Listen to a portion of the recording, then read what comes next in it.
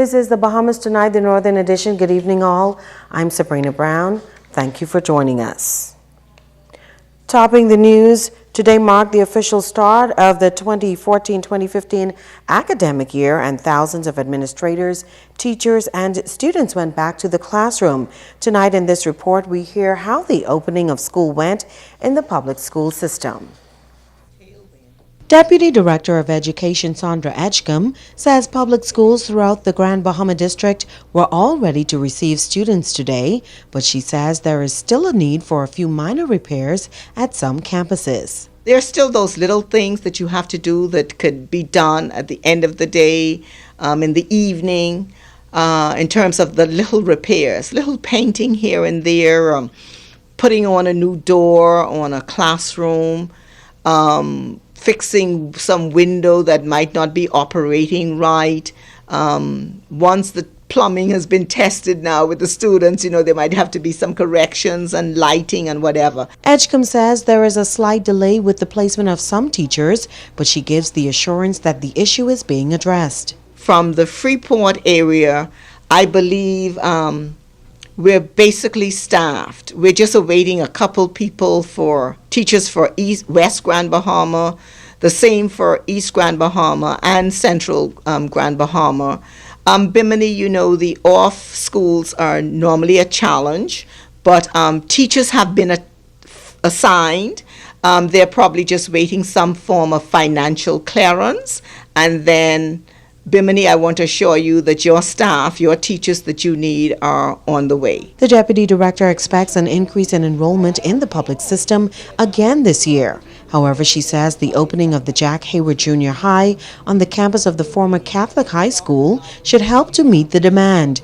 The new school already has an enrollment of 600, and she says it can accommodate a few more. We're describing it as a heaven junior high, and which means that it's going to speak to what the children need, just like Sister Mary or any other school. With the new junior high, we'll be able to accommodate and help Sister Mary to offload the burden there. District Superintendent for East Grand Bahama, Dorothy Camp, says the opening of the new junior high school is significant. When we're looking at the high school diploma and that coming on stream, it allows for a better concentration at the junior high school level, where we would have moved the students away from the seniors. And the teachers at the junior high are able now to concentrate on the needs, especially in getting those students better prepared to go into the senior high school. Edgecombe says there will be no early dismissals at public schools on the island at the start of this academic year. Those institutions will operate until 3 p.m., with the exception of the Jack Hayward Junior High. Students were eager to return to school today, and teachers were in place. But at the Hugh Campbell Primary School, there was one problem. At the rear of the campus, a huge mound of garbage cast a dark shadow over the start of the new school term at that institution. As Shashina Roll tells us, this environmental challenge caught the attention of parents and other concerned citizens. It is an eyesore at the rear of Hugh Campbell Primary School. Garbage piled up. One parent and a concerned citizen say this is absolutely ridiculous and it is not acceptable the first day of school. John Roll has no children attending Hugh Campbell Primary School, but he says it frustrates him to see the mound of garbage at the back of the school. Garbage, he says, that should have been removed before the first day. He says there is no way returning students should have met the pile of dump, which he believes is undoubtedly unsanitary. Which bring rodent and roaches and all of these things in the classes where the kids are. So I'm just speaking on behalf of, they didn't authorize me to speak on behalf of the school, but somebody need to, because this is horrible.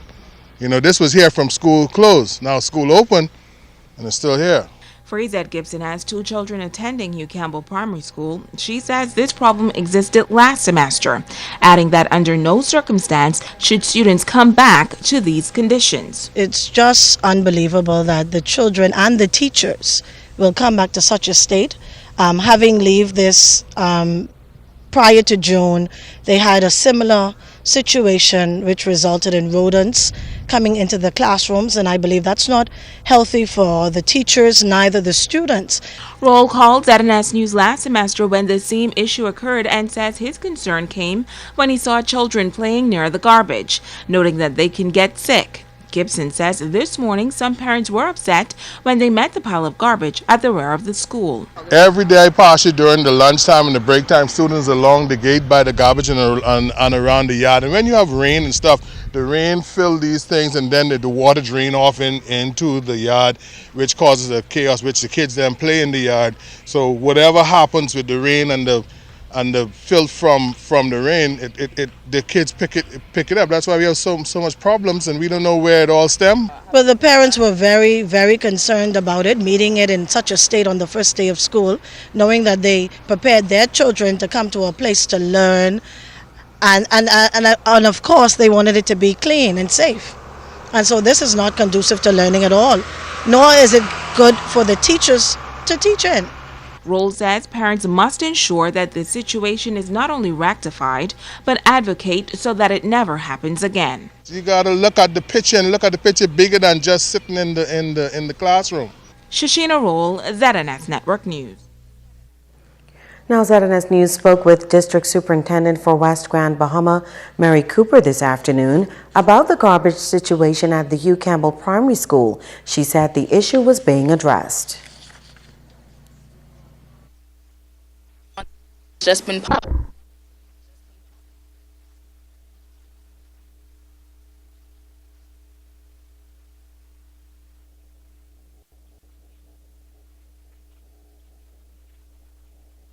my understanding is that because we had repairs done over the summer holidays, and the persons doing the repairs dumped some of their garbage. And as a result of that, they don't collect certain things. And that's why it was left unattended, unfortunately, because of the work that was being done and the garbage that was being placed there that is not collected by the sanitation company. And so that's why we had that problem at the Hugh Campbell Primary School. Now, when our news team went back to the school sometime after 1 o'clock this afternoon, some garbage was still visible, including a sofa, but the area was being cleaned up. Police were on the beat early this morning just to make sure that there was a smooth traffic flow on the first day back to school. As Shashina Roll reports, police officials are warning motorists to remain vigilant at all times, particularly while in school zones. A busy morning here on Grand Bahama as those heading back to the classrooms get back into that early morning routine. As always, they were met by police officials who were out on the streets in Grand Bahama in full force to ensure that there were no major traffic challenges. Officials gave out safety pamphlets as well as monitored the speed of motorists at one of Grand Bahama's busiest school areas on Monday morning. Officer in charge of the Eastern Division, David DeVoe, says their aim was to ensure that traffic flowed smoothly. Every school here in Grand Bahama, we have police presence. Here in particular, we have Mary Starbussy. It is a school where there has been an amalgamation where senior students have now joined the school. And we want to monitor the area to see how traffic flows, and of course parents who are bringing their students to the school, we want them to be able to move about freely. Officer in charge of the Traffic Division, ASP Kenwood Taylor, highlighted the significance of the police presence on the first day of the school term. One of the reasons is because once members of the public see the police out in full force, they adhere to the road traffic laws and they feel safe. What we've also noticed while we are out here is a lot of pedestrian students walking along the streets. So it assists them in getting across and to be able to get to school in a timely fashion. He says motorists should always be alert and on the lookout for pedestrians. There's a very serious fine for persons who are on the pedestrian crossing, and for the motoring public, if they were to hit an individual that is on the pedestrian crossing. If you don't utilize the pedestrian crossing, you'll find that as a student, you can be penalized for pedestrian heedless of traffic. So we would like to use this opportunity also to encourage all students to utilize the proper pedestrian crossing, and most of the pedestrian crossings are occupied by a road traffic officer who's a road traffic guard. So we'd like them to use that initiative. DeVoe is issuing this warning to parents. You have to pay attention to while you're driving to school. Stop the texting, answering phones, or making phone calls. We do not want our students to get involved in any traffic accident. Now, when passing a school zone between the hours of 8 a.m. to 9 a.m. and from 3 p.m. to 4 p.m., remember the school zone limit is 15 miles per hour. Police say if you are caught going over the 15 miles per hour, you can look forward to paying a hefty speeding ticket. Shashina Roll, ZNS Network News. Police are searching for 3 men who reportedly robbed a man and a woman at their home on Frobisher Drive. The incident occurred around 2 o'clock Sunday morning, and the culprits made off with 2 cell phones, a laptop, and cash. One of the suspects is described as having fair complexion, wearing dark clothing with his face covered, and was reportedly brandishing a crowbar and a knife. Police are investigating and are appealing to the public at large who may have information on the suspects to contact 350-3107 or 8 or 911. Tonight, the Ministry of Foreign Affairs is issuing a travel advisory to Bahamians visiting the Miami and Greater South Florida area. This coming after a number of robberies have been reported in that area. The ministry advises that Bahamians should exercise extreme caution and care, travel in groups, and avoid remote and dimly lit areas. When traveling to South Florida, you are warned to leave all travel documents, including airline tickets, police certificates, and passports in a secured place, such as a hotel safety deposit box, as there have been several cases of valuables being stolen from vehicles. Now, if you need assistance while in South Florida, you can contact the Miami office of the Bahamas Consulate General at 1-305-373-6295. Bringing news that matters to you. You're watching the Bahamas Tonight Northern Edition. Welcome back. 3 Bahamians moving up the corporate ladder at the Grand Bahama Shipyard. The shipyard has announced that these employees have been rewarded for excellent work within the company. Miles Wilkinson is now the new cruise project development manager. Shipyard executives say they are incredibly proud to see one of their apprentices continue to excel in the company. Rowena Martin is the shipyard's marine buyer.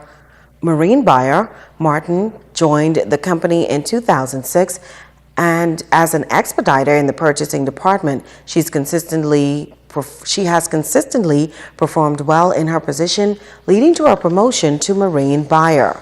And Trinice Forbes Ranger is the senior brokerage officer. She joined the company in 2003, served as a logistics assistant in materials management, and later transferred to the brokerage department in 2007, where she served as a brokerage assistant and officer before being promoted to senior brokerage officer.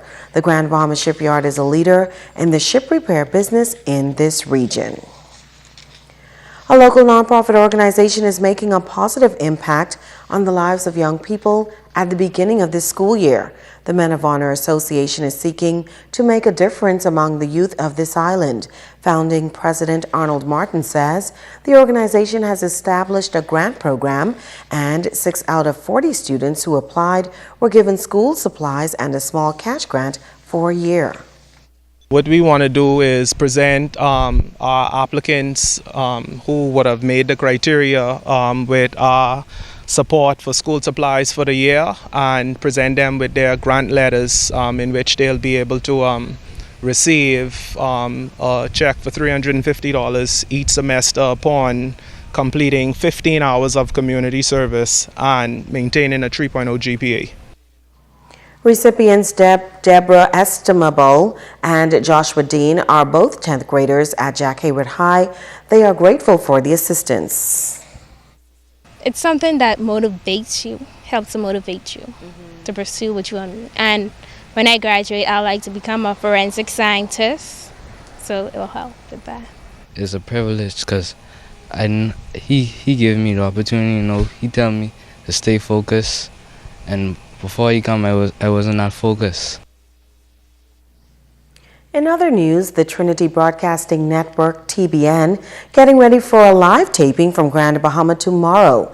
TBN will begin taping its Praise the Lord program at 5:30 p.m. at the Grand Lucayan Resort, and there are some 500 seats available.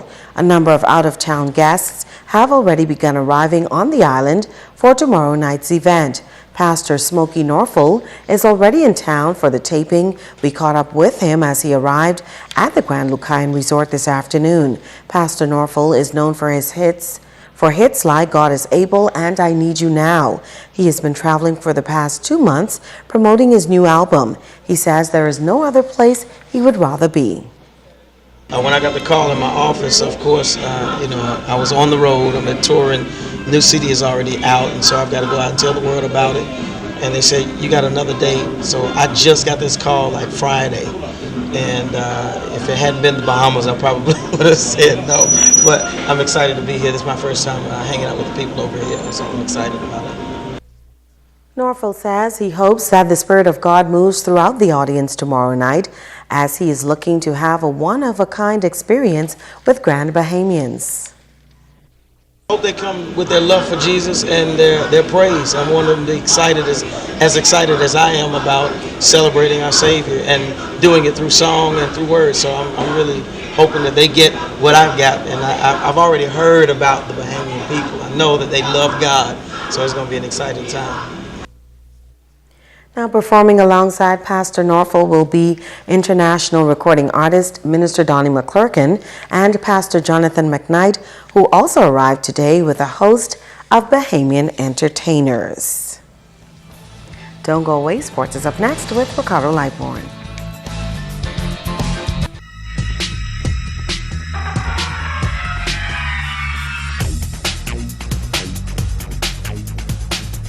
Hey everybody, welcome to Sports and Ricardo Lightborn. Sports Night dedicated to Elvis Bartlett and the BTC team. Bro, my word is my bond, and your Miami Dolphins are still the pits. Anyhow, we'll see you at Fans on Sunday. Well, the Bahamas Youth Olympic Games team is home from China, folks, to a hero's welcome here at Grand Bahama as the team arrived. This one was fine. It was a celebration at the Grand Bahama International Airport Sunday. The occasion, the return of the Bahamas Youth Olympic team from China and swim bronze medalist Joanna Evans. With a grin on her face, she was greeted by members of her swim club, Swimming, classmates at Bishop Michael Eldon High School. Faculty and staff came to welcome Joanna home and show her how proud we were of her performance in China. A great hug from her mom, Lynn, and the adage, "It's good to be home." Joanna said the experience was wonderful and winning the bronze medal for the Bahamas was special.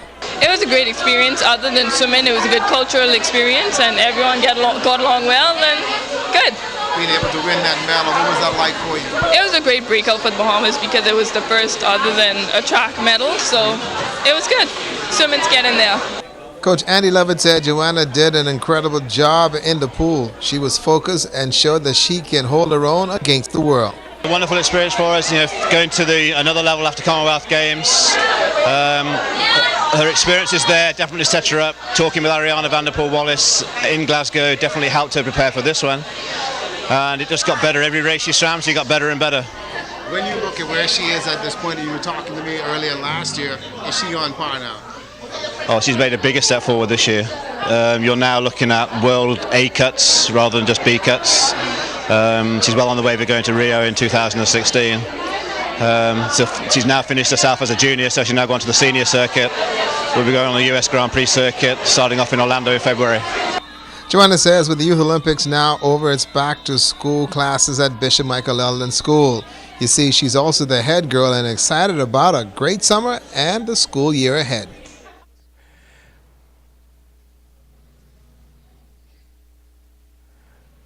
Well, the Youth Olympic Games was a unique one for our kids in China. Megan Shepard served as the Bahamas Youth Olympic Committee Youth Ambassador. And also she's at the Games. She shared in the celebrations at International Airport and said simply that the Games were incredible and Team Bahamas held their own. It was an an amazing experience. The kids did really well. They went out there, they practiced for the first week. Second week, they got out into the courts and into the pool. They did what they had to do, and they made the country really proud. We came back home with 2 bronze medals. The small contingent that we had, we went really crazy out in the stands. It was an amazing experience. What was the cultural experience like for those kids to be in a different country and understanding the time zone, all the other things, and adapting? The time zone, they got adjusted to it really quickly. They had a lot of cultural education experiences. They had a world village right inside of where we stayed, and so they had different booths that explain cultures from Asia, from Europe to Africa, and so they really got a taste of all around the world while we were there. Well, the bronze medalist in the 400 meters is Henry Dolores is still in New Providence. He will return home tomorrow at 6:30 via Bahamas Air.